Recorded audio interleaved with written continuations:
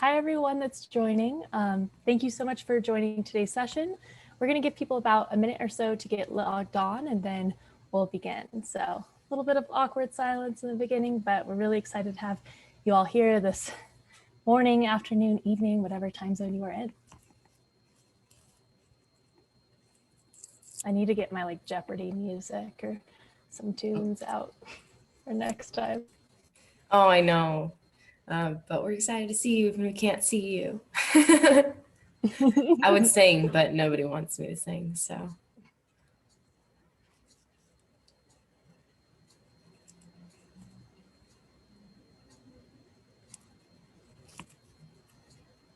I usually use this time to talk about the weather, so I'll share that. I was complaining to my team yesterday because we had really sunny weather and they're all on the East Coast and it was snowing and it looked beautiful. And then we've received 3 inches of snow where I am in the last hour. So I got what I was wishing for. Yeah, no, the snow here has been great. I'm so sad I missed it, but apparently there was a giant 100-person snowball fight in New York City, which I thought was pretty adorable. Sounds like so much fun. Yeah. Okay. Yeah. Well, it looks like our attendees have started to grow, so we'll go ahead and get started. Thank you all so much for joining today's info session, intro and overview of Venture for ClimateTech with Jacqueline Ros Amable and myself.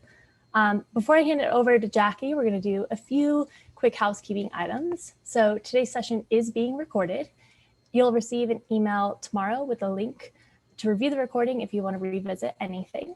And then we'll also be doing a Q&A session at the end of today's presentation. So please click the Q&A button on the panel at the bottom of your screen to submit a question at any time, but know that we'll not be addressing your questions until the Q&A portion at the end.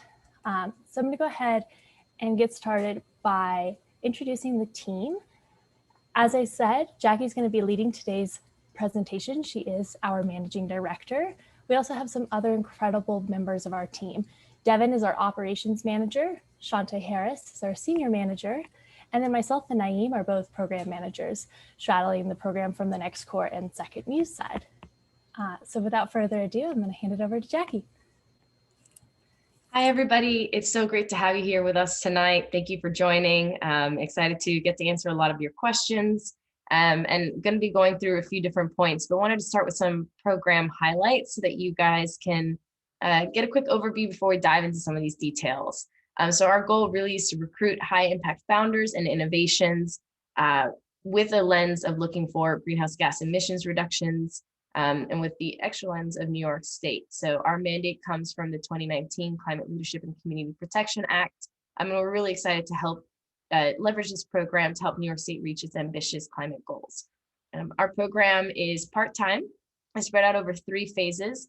Having been a founder myself, I know that in the really early stages, sometimes you're having to do different things and make ends meet. So we wanted to make this program as founder-friendly as possible and make sure that it fit to your schedule. No incorporation or co-founder required.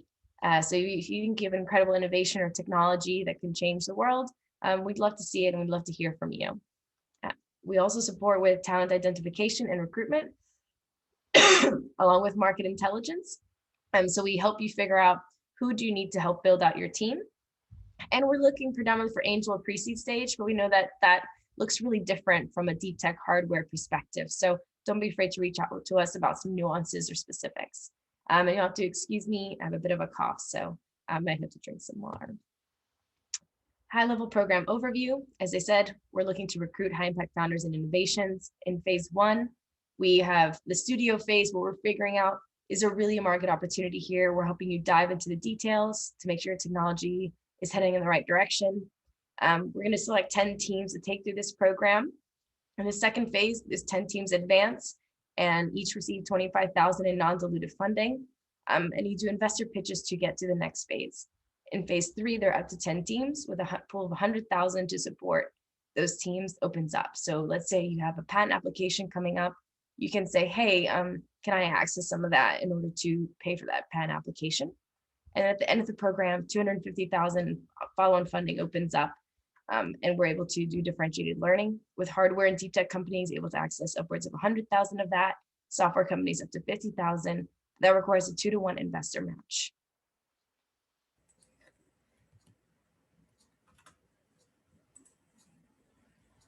Wanted to give you a bit of an overview of our timeline. So applications are open and they'll close on March 12th. We also have a challenge, which we'll talk about in a bit, where we have an opportunity to win some, the top 3 finalists get $10,000. So keep your eyes out for that, but we'll chat about a bit about more of that today.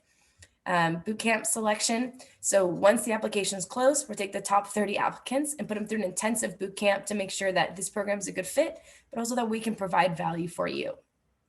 Then we'll take the top 20 and do a cohort selections, where you'll have the opportunity to present 5 minutes to our board and other community members, and then with 5 minutes for Q&A. And then we're really excited to partner with NREL, the National Renewable Energy Laboratory, at their Industry Growth Forum. We'll be announcing a cohort in front of 600 climate tech investors.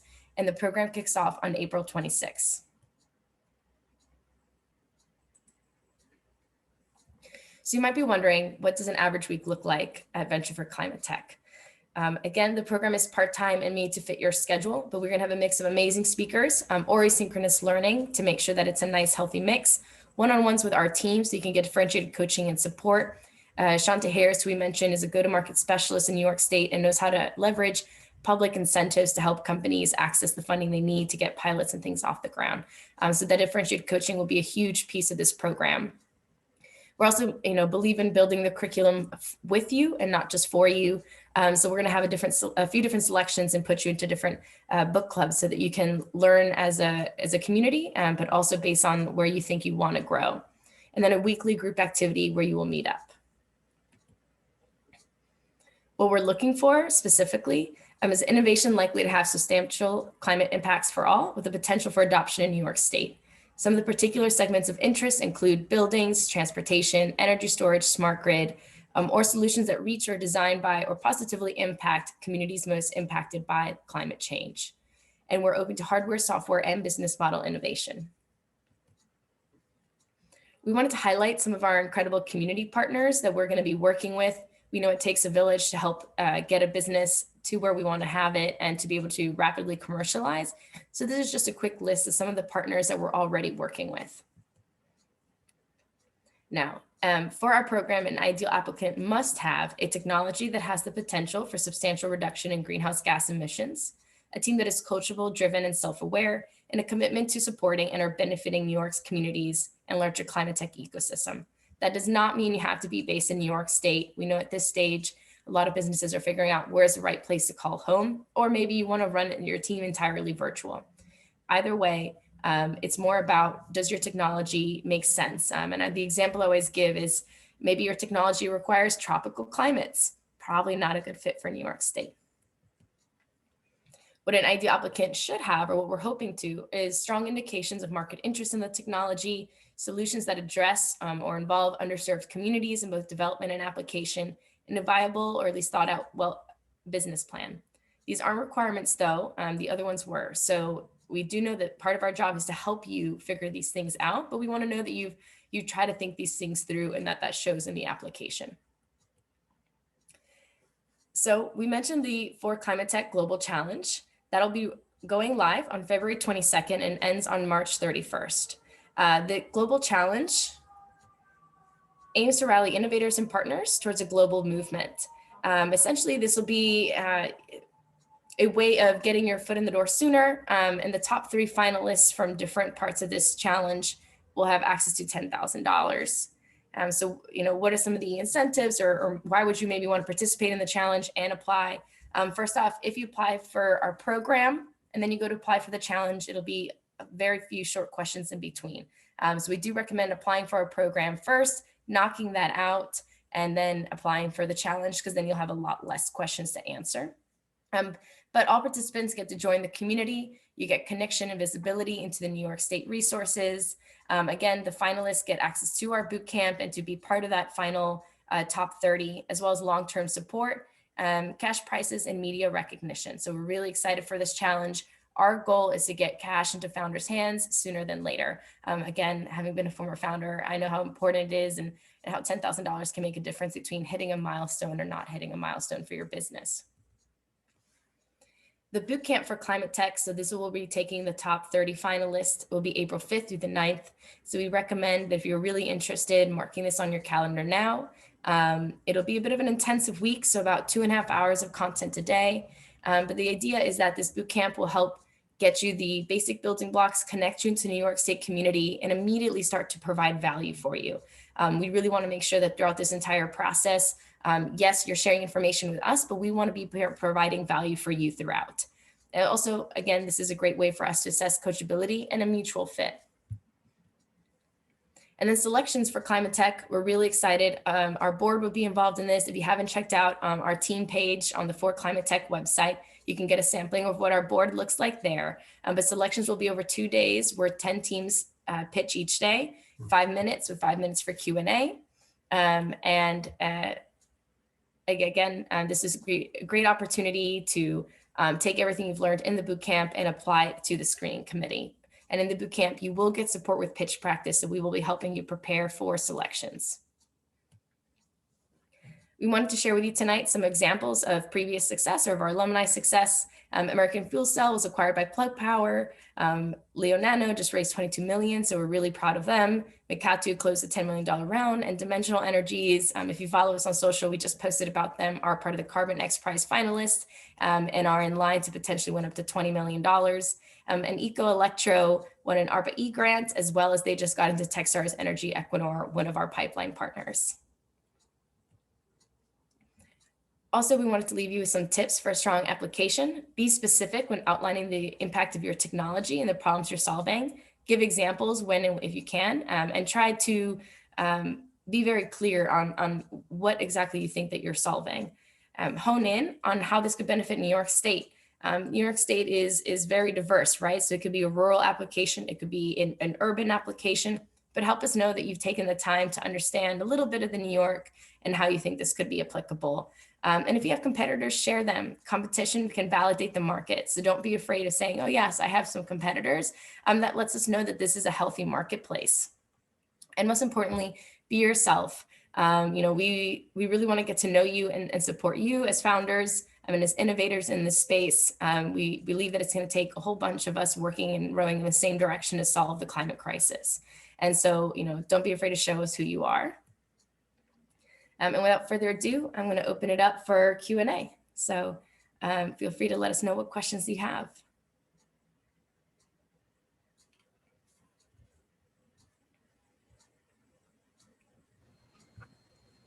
Thank you so much, Jackie. As I mentioned at the beginning, you can use the Q&A button at the very bottom of Zoom to submit your questions. And while you're submitting them, Jackie, do you want to share a little bit about your founder journey and your passion for the space? Absolutely. And so before this, I was the regional director of the Americas for Techstars. So I managed from Canada through Argentina and their innovation ecosystems and community. It was absolutely incredible, but it also made me realize how special this program was going to be, which is why I was excited to get to dive right in. We understand that climate tech is really hard to take to market. And so we were excited to be able to bring to life a program that offers that support for both talent identification and non-dilutive funding, because we do believe that diverse and well-rounded teams are the recipe for success. Before that, I was the founder of a company called Revelar. We build wearable safety devices that at the touch of a button could call for help. I built that business as the CEO and founder for 6 years. So that's definitely where I got my hardware chops. So I can empathize with any hardware innovators out there. I know those challenges very well, but I'm also a big fan of those challenges. And so that business, we shipped product globally, raised millions. My co-founder and I, we ended up being some of the first Latinas to get to the opportunity to do so. We sold the business back in 2017 after getting to work with incredible investors such as Foundry Group. So in case you're familiar with like Brad Feld and that whole community, also Foundry Group also serves on this board. So I joke that, investor relations can last a lifetime, and mine definitely have. And so I'm deeply passionate about helping founders figure out how to recruit talent when you don't have any funding yet. How do you build relationships with investors that can last a lifetime and really be a mutually beneficial relationship and friendship. I'm just excited to chat with you all today about this program and see what questions we can answer for you. But that's a bit of my journey. And it was actually my research in the security space that led me to the climate crisis, because I realized that we were not going to be able to keep our community safe if we didn't first solve for the climate crisis. Amazing. Thank you so much, Jackie. We'll kick off with our first question. How early stage is too early stage? No such thing. This program was designed to serve as early stage as possible, even if so it depends, but it depends on how you think of yourself. But if you have a great idea and you believe you can move quickly and execute, we want to hear that as well. But as I said, you do not have to be incorporated. So that's pretty much as early stage as it can get. Awesome. And can you please share a little bit more about the specific past winners of projects? So I don't know if they mean the challenge or maybe even Accelerator alumni, but maybe touch both. Do you mind asking that question one more time? Can you please share a little bit more about the specific past winners projects? So for past alumni, let me think about which one we want to chat about. Eco Electro is working on hydrogen fuel cells. And so they, started off as they were working in the labs at a university. They did not have a business formed yet. They really wanted to understand how they were going to get that off the ground. And so we were, our program, which is under a different name at the time, used to be known as Nexus New York, really helped them build out their thesis. And now they're about a team of 10. So again, right, there's no such thing as too early stage, but it does fall under those hard to decarbonize sectors. Perfect, thank you. And then we have a question from Will. What exactly does the part-time aspect of this entail? That's a great question. So by part-time, we say that, some weeks it might be 5 hours, maximum of 15 hours of work. So the boot camp will probably be the most intensive, where it's several days back to, it's the entire week back to back, because we're assessing for a few different things, as well as making sure it's a good fit for you. And again, that's only about 2 to 2.5 hours of content a day during that boot camp, but that'll be the most intensive. So throughout the rest of that program, it'll be probably, I want to say, 2 to 3 hours of meetings spread out over the week, with a lot of the rest of the work being asynchronous or set up to be done on your own time. So that we understand that, as I said, when I first started my business, I was the CEO of my business, but also had part-time jobs to make those ends meet. So we understand that some of you, in order to launch your businesses, need to be able to transition your lifestyle, which is why we stretched out the program over 6 months. Perfect. And piggybacking off of that, how often will this program run? Is it every year? This program will run every year. Amazing. We have a few other questions on stage and types of technology. I'll start with one. So while in the long run, our company wants to reduce emissions in the agriculture sector, our MVP product is more focused on climate resilience to environmentally driven price spikes. Would this disqualify us from the program? No, and actually, Zoe, why don't you take this quick opportunity to talk about your background, because I think this is particularly applicable. Yeah, absolutely. So I'm actually an ag tech founder. My background's in environmental engineering. I went on to start a startup that was addressing issues in the regenerative agriculture space. So we were building for livestock farmers to actually help them move their livestock more efficiently, save them time, maximize their profits, and ultimately put carbon back into the soil. So I love the regenerative ag space. We're definitely interested in that. There's huge potential to reduce greenhouse gases. And climate resilience is going to be a huge part of that. So definitely open to solutions in that space as well. Thank you for asking that question. Yeah. Okay, another on type of companies. Are consumer product companies up for consideration, or is it more focused on B2B or government contracts? Consumer is definitely an option. So as long as you can make the case for how your technology or how your product will have those emissions reductions, I don't see why not. My product was consumer, so I definitely come from that world originally, and then ended up moving into the industrial space. So we'll be looking at all solutions, whether it's consumer or industrial, as long as you can show us why your solution will have that kind of impact. Great. And another question, I believe you mentioned that one of the requirements was having a technology. Does this mean that the technology needs to be an innovation of the company, Or could a company be eligible if they are business model innovation to scale the deployment of a technology? Business model innovation to scale technology works. We totally get that. The way we're looking at it is the sort of the last mile tech and climate tech. So we know that business model innovation will be a huge piece of that. Also in the past, our alumni, for example, have pulled IP out of national labs, things like that. So we understand that sometimes you're helping commercialize the technology that's been created in a lab or in a different space. So we're open to those kinds of solutions as well. I guess the way I'll put it is don't be afraid to make your case as to why you should have a seat at the table. Absolutely. And now for one of my favorite questions, are there any top climate priorities for New York State? I would, if you're interested in understanding a bit more, I would check out our funder, NYSERDA, a New York State Energy Research and Development Authority. They're absolutely amazing. I've worked with a lot of funders. I can say this, like they're just amazing. They not only understand what innovators need from such an early stage all the way through, like they were just responsible for the Equinor deal for the 2 offshore wind farms that are coming to New York State. So they literally do the whole spectrum, but you can read on their website and understand what's driving them. But it's truly based around that mandate that came out of the Climate Leadership and Community Protection Act of 2019. But their website is super insightful, and that'll also give you some of the language to understand like where's their head at, what are some of the projects, and also if you're like me and you sometimes are very visual, I'll say that they have a fantastic Instagram. For somebody that does such a wide spectrum of activities, NYSERDA does a great job of synthesizing it both on LinkedIn, Twitter, and Instagram. So I highly recommend checking out our funder because no matter what, anything that has to do with the climate tech in New York State has to do with NYSERDA. And they're the secret sauce to, I think, what is going to be New York State's green recovery. And a question we get a lot, how important is it that the project be directly applicable to New York State? Well, New York State is pretty diverse. So we do think that it does capture a lot of different applications, but you can also make the case of like, hey, we're going to go to market here, but eventually bring it, we could bring it here, or this would be the benefit, right?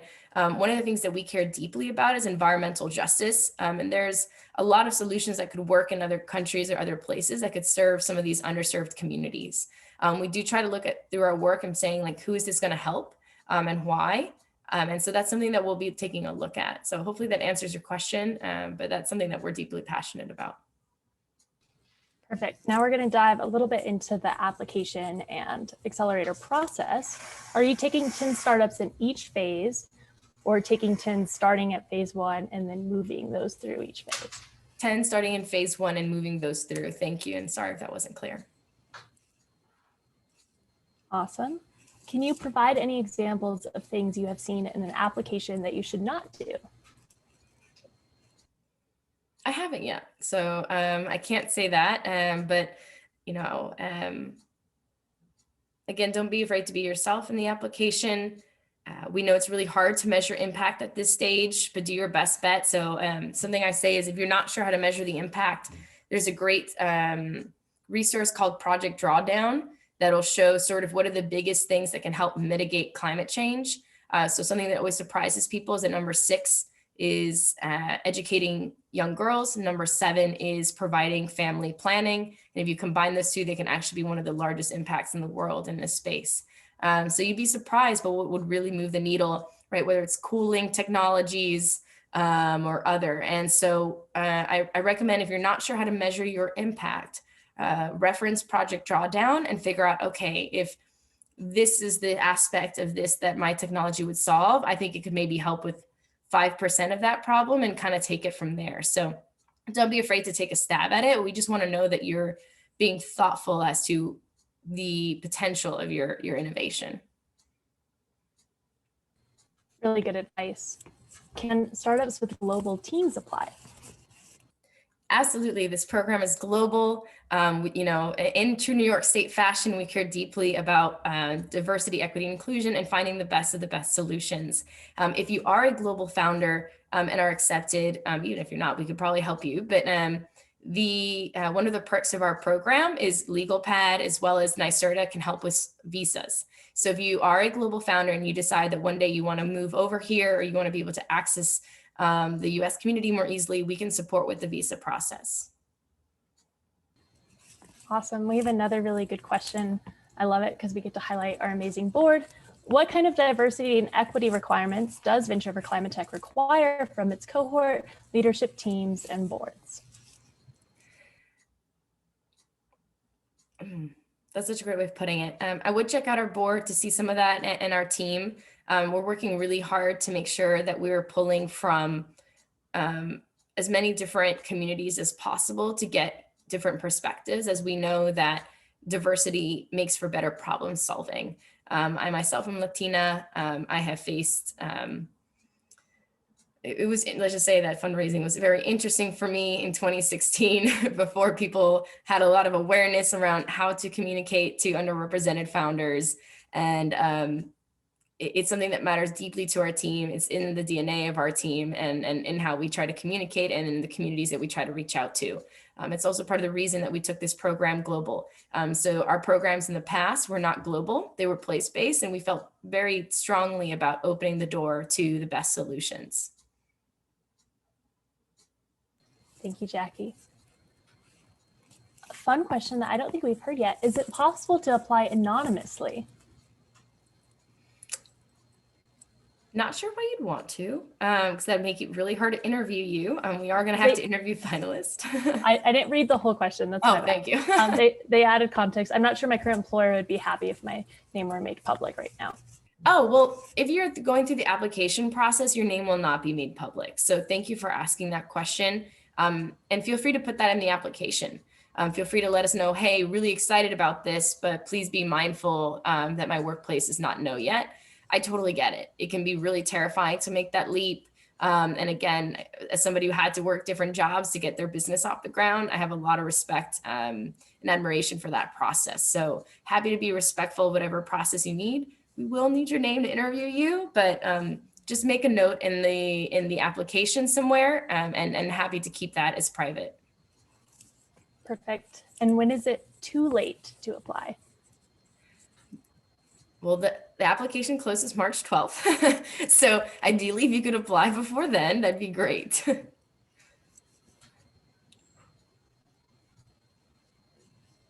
great. Oh, in terms of stage, thank you, Devin. You can tell we've had a crazy Zoom day, y'all. So in terms of stage, the way I look at it is, let's say we're gonna have to look on that by a case-by-case basis, but let's say you've raised over $2 million from institutional investors. You're definitely probably, if you're like moving on to a Series A, you're probably too late. But I also understand that from being a hardware founder and deep tech founder that, sometimes an appropriate seed stage or pre-seed stage for some of these businesses is 1 to 2 million in order to do that fund, in order to get, to that next milestone, in order to prove your model. And I also understand that many of our innovators in the past have raised millions in the form of grants. So it's really more about where is your business and where are you and where's your team. If you need help with go-to-market, if you need help with talent identification, recruitment, if you want support in figuring out public incentives in order to go to market in New York State and leverage some of these incentives, that our program is probably going to be a great fit for you. And so we know sometimes that even the way I put it is, I remember when I first raised my first 3 million from my investors, I had actually asked for 2 million, and they're like, we're going to give you 3 because you're going to screw up and need an extra million. And not every founder gets the opportunity to have investors that are that aware of what a hardware founder is going to need. But we're happy to take that on a case-by-case basis. Just let us know why you think you are at the right stage and why you think that our curriculum and program can be helpful. So, we say, if you have significant institutional investment, you're probably too late, but that doesn't mean we can't have a conversation or point you in the right direction if not. Thank you for that clarification. Moving more into the day-to-day of the program, what do you believe is the most challenging aspect of the program individuals will face? It's so hard because each founder is so unique. That's why I was trying to, caveat it with, just because something was my experience doesn't mean that it'll be yours. I think being a founder and doing honest market intelligence is really tough. My old team used to kick me out of customer discovery sessions because they said I'd bias the conversation too much. You can't help it, right? You're deeply passionate about your solution because you think it's solving a great and hairy problem, right? So I find that sometimes hearing what potential corporate partners are saying can be really tricky for any founder, just because, you know, you're usually talking to that person because you do believe that you can solve their problem, which is why I think that our mentors will be so critical to making sure that you're actually hearing the right feedback. So I imagine that I always think that that's a bit of a challenge. And I think that recruiting, right? I think I've spent a lot of time mentoring founders on how do you recruit talent when you don't have any funding and you have equity. Our program does give you access to NYSERDA's sort of project-based funding. So let's say that you meet a mentor and you want to work with them, potentially bring them onto your team, we can help you get support for funding that project to work with that person in a full-time basis. But I find that recruiting, it's deeply personal and differentiated from team to team. And so figuring out what is that right fit for you and what's the right role for you.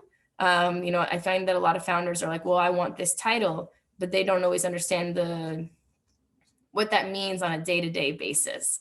And so those can be some of the challenges, but also I think those are some of the parts that make building a business fun, is you learn a lot about yourself in the process. And so as long as that's why we say coachability is so critical, because being willing to hear feedback and then start to apply it is really important. But also, again, we see that as part of our job to help guide those conversations. Thank you. And would a founder have to move to New York to be part of the program? No, our program is fully virtual, so you would not have to move to New York. We are hoping when the pandemic ends to be able to maybe fly our founders out and meet them in person. But for now, the program will remain fully virtual. And the program will always be fully virtual, but we are hoping to maybe meet you all at some point if it's safe. So exciting. We love global founders, so it's a really cool thing. How can we help support with intellectual property? Oh, that's a great question. We have, we have funding to support your legal needs, as well as we have partners that we've worked with historically to support your IP strategy. IP strategy is, in my opinion, really fun. I can be a bit of a legal nerd, and so happy to chat more about that, but absolutely that'll be a huge component to, or at least an area in which we believe we can support. And a fun question around the UN Climate Change Conference. So a founder is wondering if the program will end before the conference, which the conference is taking place the 1st of November, and if we can help support them take a spot in the conference. Very cool. I do know a few folks involved with that, so happy to help sort of that feels like a case-by-case basis. But that's also what we mean by differentiated coaching, right? You let us know your goals and we help you. By the final phase, the coaching is at that point fully differentiated. So it begins right with a lot of sort of group work and turns into fully differentiated. So the program, not to say it would have ended because our support will always be there, but it'll be much lighter and you would be 100% able to. But again, that part-time nature means that you can do other programs as long as you communicate that. But our program would be officially wrapped up by then, but you will always have our support. For life. Yeah. Most VCs want to work with software companies. Does the ecosystem in New York support deep tech enterprises? Absolutely. That's why our program exists, right? We know that there's a gap in funding for deep tech and hardware businesses, or climate tech as a whole. And so the reason that our funding is non-dilutive is to help you de-risk your business and make the progress to be more attractive. If you want to check out our board, we have a few venture groups there that are actually hardware specific. So Pulakesh from Imperative Ventures only funds hardware climate tech companies. And then on the opposite side, you have Amy Francetic with Buoyant Ventures that only funds software. And then the rest of them are somewhere in between. But we have a great community of investors that are interested in both, and as well as mentors that can help you differentiate your conversations based on the investor you're talking to. What we always say is that you can't pitch the same pitch to every kind of VC. You have to tailor that conversation. And we'll be helping coach you on, hey, if you're going to talk to this person, maybe this is how you approach it. Great.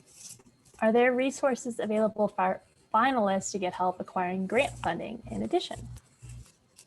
So in the bootcamp, we will be having a session on the kind of grants that exist and best practices for applying for them. If accepted into the program, we'll have a week long of grant writers supporting in the grant writing process. So we'll definitely be trying to support in as many ways as possible. And if nothing else, provide the resources. Okay, and then circling back to the DEI question. So thank you for covering more details on our board and our team. For the question, it sounds like is more wondering about the companies we're going to select. Will they be like most cohorts in our vertical, all are mostly white men with all white male boards? Often incubators select companies with momentum. There's a strong bias.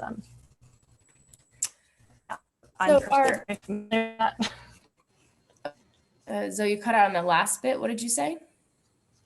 Go ahead. So if it helps, I can show you our team slide again, but we're very intentionally looking through the lens of making sure we're supporting founders with innovations that we think that can succeed. Having been an underrepresented founder myself, I fully understand those challenges and how frustrating it can feel. While, our program is designed specifically for early stage, no incorporation, no co-founder required, because we want to make sure that we're finding innovators, whether they're at that stage or not, right? So this program was built to be as early stage as possible. We don't expect you to have customers. We don't take equity. So that's not something that we're focused on. We're focusing on the impact of your innovation. But I've been really happy so far with sort of the types of founders that we've been meeting. They're quite literally from all over the globe. And I think that we're going to continue to see that trend. New York State, for those of you who don't know, as a whole, like this is not specific to climate tech, but venture capital funding for underrepresented founders is like 0.002 or something ridiculously and depressingly low. To put that into context, my co-founder and I raised a little over $5 million and are still some of the most funding raised by Latinas ever globally in any sector from institutional investors. So I do understand these challenges deeply and personally. But in New York State, diverse founders are, and this was in 2019, and these numbers have improved, 26% of venture dollars flowed to underrepresented founders in New York State. If you compare that to any other community that is at a 0.002, that is a huge difference. New York State has and always will be very proud of its diversity and believes that is core to its strength. And that's something that we hope to both emulate in our team and through our cohort. We want our cohort to represent the communities that are New York State, and I'm pretty sure that Queens, New York is literally the most diverse place in the world. So and that's something that we take deep pride in. Very important to us. Mm-hmm. Another really good question for Tanya, circling back to software and hardware. So RE software, we have a complex integrated product, some hardware, sensors, machine learning, and software for building controls. Sometimes it feels too software for hard tech and too much hardware for software. How would you approach this tricky situation? I'm going to look at the question because you froze a bit. Here we are.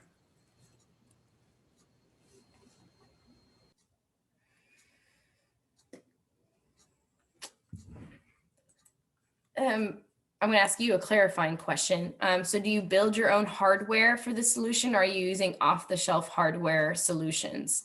And the reason I asked that is I was mentoring a founder that used to present herself as a hardware business, but then I found out she used off-the-shelf hardware to make her climate solution work. And what I basically coached her on was, you're not developing hardware, you're leveraging hardware that already exists, and that's, that de-risks your your solution significantly because you're not having to worry about supply chain logistics and things like that. So again, that's where the differentiated coaching comes in. I need to know a lot more to be able to give you some clear feedback on that. But you know, we've already had quite a few folks in through what I would call the business model innovation sector are showing unique ways in which they're leveraging either in existing infrastructure, existing products, but in new ways. Some of those have hardware components, even if that doesn't mean that they're building the hardware from scratch. And so again, really open to those kinds of solutions and happy to chat more about that. But I would need a little bit more context, but hopefully that answers the question. Perfect. Yeah, Tanya added that in some cases, the controller sensors will have to be custom built or white labeled. I think that makes sense. I mean, a lot of these that's why this program exists, is to de-risk climate tech solutions because we know they are hard and expensive to de-risk. And we know that they usually involve both government and private sector, and it's quite a mix to get these solutions to go to market. Shantae Harris on our team, she's amongst her many accomplishments, she's the founder of the Women of Color Collective in Sustainability, but she's also our go-to-market specialist and has helped many startups figure out how to leverage those public incentives. But it is, we know that those can be tricky. So no, happy to chat, and as long as you can explain a bit more in your solution. But you know, our alumni previously were deep in the deep tech space. These programs are meant to help de-risk these solutions to make it an easier path forward to commercialize these technologies. So that is definitely our goal. Wonderful. It looks like we're all out of questions, but if anyone has any final ones, please do post it. We'd love to chat with you. And then after, we'll talk about best ways to follow up and definitely want you all to apply.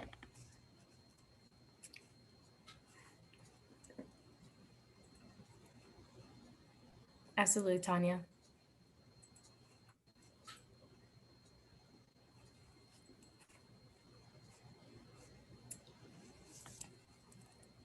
Okay.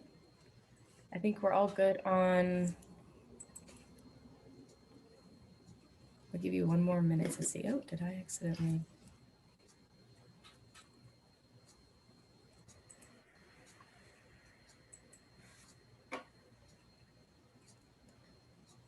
If you're working on a question, if you want to raise your hand real fast, just so we know, that'd be great. You can press the raise the hand button, I believe.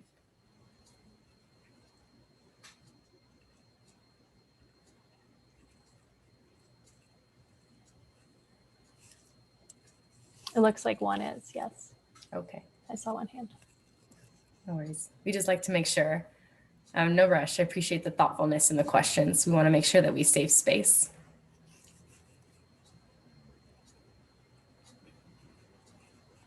I have a question. You talked about how, well, we covered what not to do in application. We covered how to highlight impact. Are there any other things you'd really like to see in apps?